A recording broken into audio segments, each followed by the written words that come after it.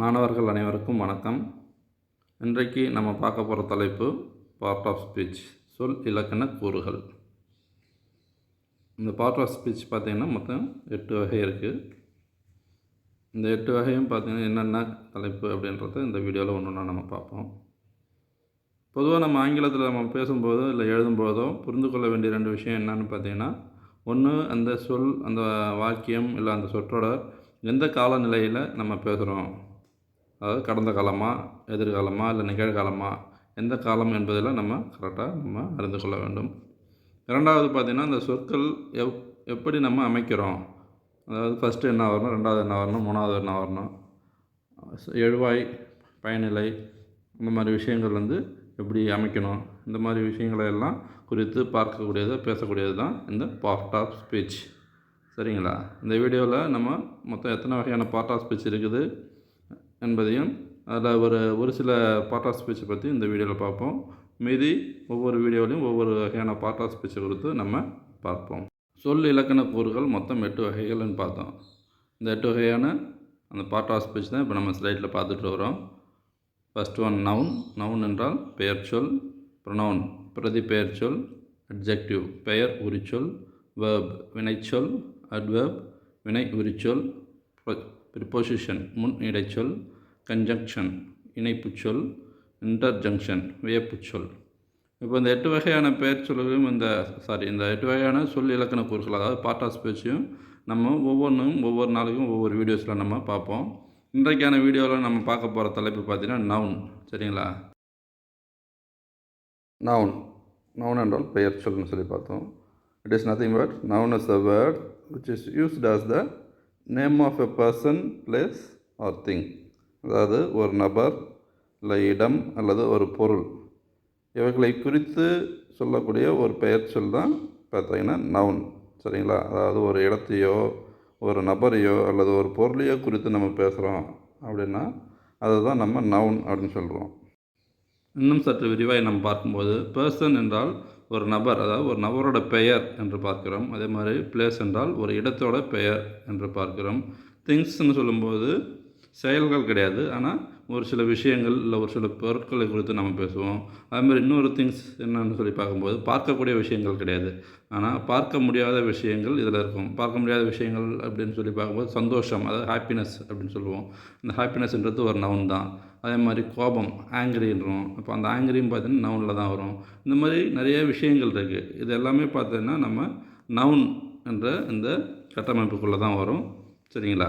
அப்போது ஒவ்வொன்றா நம்ம அடுத்தடுத்து ஸ்லைட்ஸில் பார்ப்போம். சொல் இலக்கண கூறுகள் ஒரு 8 வகை. அந்த சொல் இலக்கண கூறில் முதலாவதாக வரக்கூடிய நவுன், அதாவது பெயர்ச்சொல். அந்த பெயர்ச்சொல் பார்த்திங்கன்னா ஒரு 7 வகை இருக்குது. அது என்னன்னு சொல்லி பார்க்கும்போது ப்ராப்பர் ப்ரொனவுன் குறிப்பிட்ட அல்லது சிறப்பு பெயர்ச்சொல். இரண்டாவது காமன் நவுன் பொது பெயர்ச்சொல். மூன்றாவது கலெக்டிவ் நவுன் குழு பெயர்ச்சொல். நான்காவது அப்ஸ்ட்ராக்ட் நவுன் பண்பு பெயர்ச்சொல். ஐந்தாவது கான்கிரீட் நவுன் நிலை பெயர்ச்சொல்.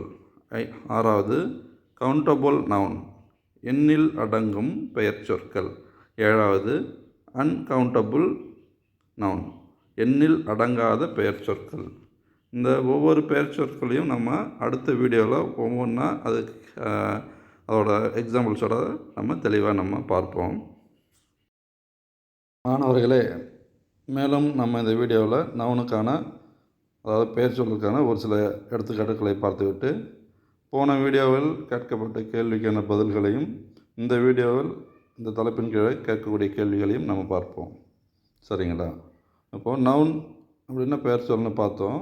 அப்போது ஒரு நபரையோ இல்லை ஒரு பிளேஸையோ ஒரு திங்ஸு குறிக்கக்கூடிய ஒரு இடத்தையோ குறிக்கக்கூடிய சொல் தான் நவுன், அதாவது பெயர் சொல்னு பார்த்தோம். இப்போ பார்த்தீங்கன்னா இங்கே பர்சன் என்ற இடத்துல நம்ம அது ஆளாக தான் இருக்கணும்னு சொல்லல. கேட்டு, அதாவது மிருகம், அந்த மாதிரி விஷயங்கள் கூட வரலாம். சிங்கம், புலி, இந்த மாதிரி எதுவாக இருந்தாலும் அதுவும் ஒரு பெயர் தான் இல்லைங்களா? அப்போது அதுவுமே பெயர் சொல் கீழே தான் வரும், அந்த பர்சன் கீழே தான் வரும்.